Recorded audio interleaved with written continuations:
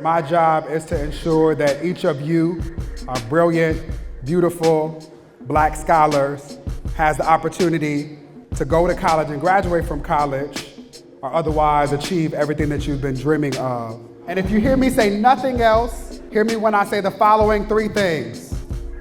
One, you are obligated to not only go to college, but to graduate. Everybody say obligated to graduate.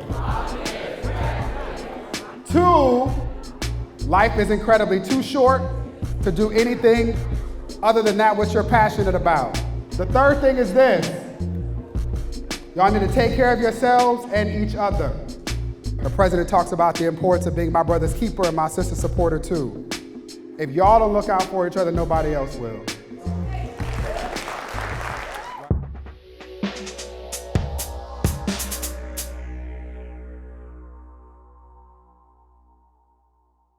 I am born and raised in Los Angeles, California. Spent most of my life in Inglewood, California, in a community that is referred to as the jungles. I remember going to an elementary school in the middle of the jungles and being sent home because I had red shoelaces on, and they were worried about me walking home with red shoelaces in the middle of a gang territory. I actually taught in South Central Los Angeles, and I used to wear bandanas in my hair. That was one of the first lessons, people running towards me. Take that out of your hair. Can you explain that to people who may not get that reference? Yeah, so in Southern California, there are two colors that are really prominent. Blue is associated with the Crips and red is associated with the Bloods. And so depending on where you are, wearing those colors in particular in certain ways were signals that you identify with and or associate with and are just a supporter of either of those gangs. I think it's really hard for people on the outside to understand it's not so much of an option necessarily. Can you explain that?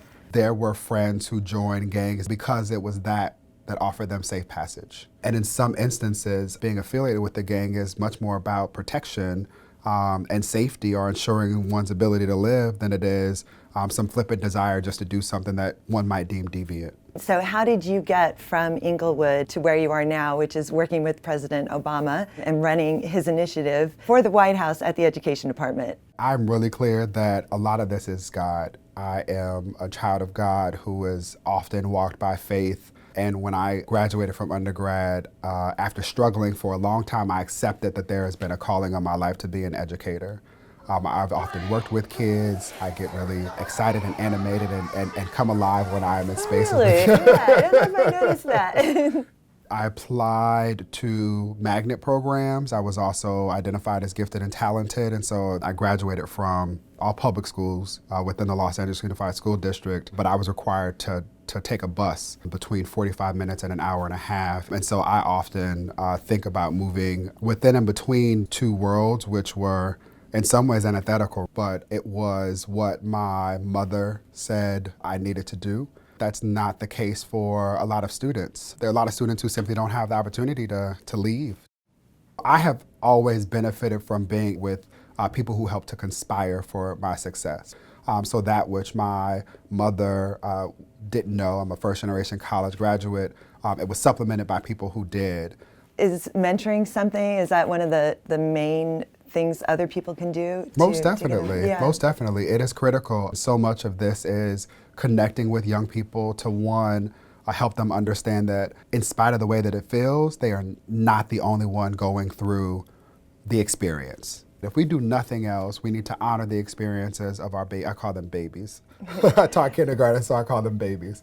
But we need to honor the experiences of our youth. You taught kindergarten? I taught kindergarten in third grade. That's where Teach the Babies. In part, that's where Teach the Babies comes from, yes.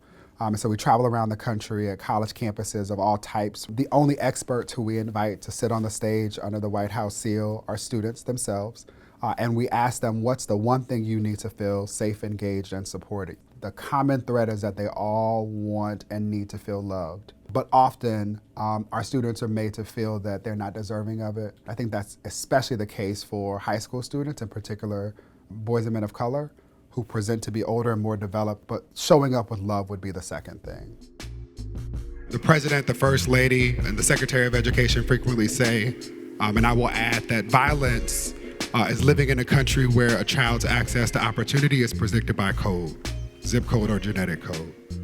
Violence is debating whether or not Black Lives Matter when the suicide rate among black boys has doubled between 1993 and 2012.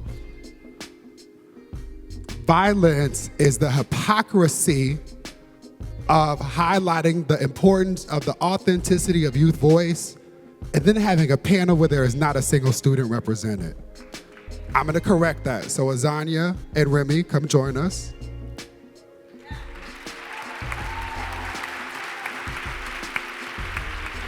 Because while it's nice that we read letters from them and serve as proxies for their experience, what I know most of us know is that they can speak for themselves.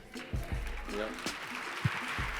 All these smiles on you guys' faces because there's young people up here with people I've never met.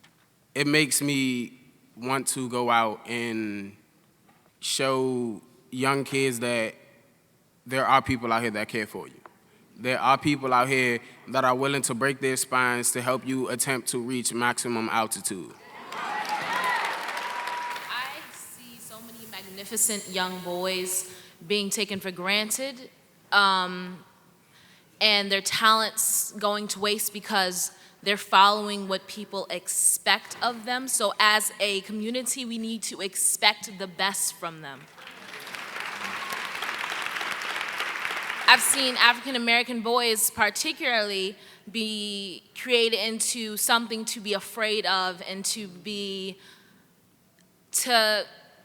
don't want to nurture something that could hurt you, and we often see young boys as monsters rather than men, and that has to change. Right.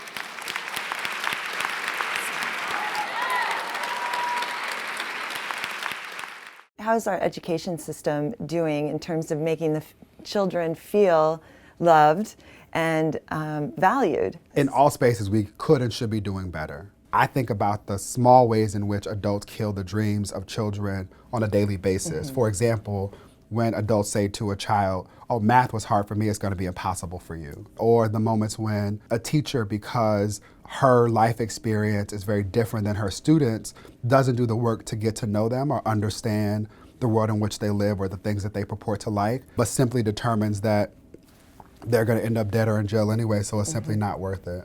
These are things that the president demonstrated when he launched the My Brother's Keeper initiative at the White House. And he leveraged his personal experience and the platform he has as president to call the nation's attention to the fact that so many boys and men of color are not reading on grade level. When people say that not everyone needs to go to college, it makes me mad, and usually I don't allow people to even finish the statement for a couple of reasons. One, when we say people, we're really referring to black people, our poor people, our Latino people, our immigrant people. It's not all people. And it's that, usually that not bothers me. My child. Yeah. That's exactly but right. I mean, Somebody else's your child. Children. That's exactly right. A lot of people will then talk about poverty, but really they'll avoid saying race. Yeah. But race is still a correlation. It's still, and the collusion of the two is the right. thing that makes it critically important. I'm curious in your thoughts on integration, segregated schools and segregated society. Should we force schools to be integrated, or should we focus on adults integrating? And my experience being a policy advisor on Capitol Hill taught me that we can't force anything, right? Even writing or codifying something in a law doesn't immediately impact behavior, but it's about creating environments in which you can compel or direct or highlight that which we know that works. I fundamentally believe, and there's a lot of data now that shows this as well, that when things are diverse, everybody wins.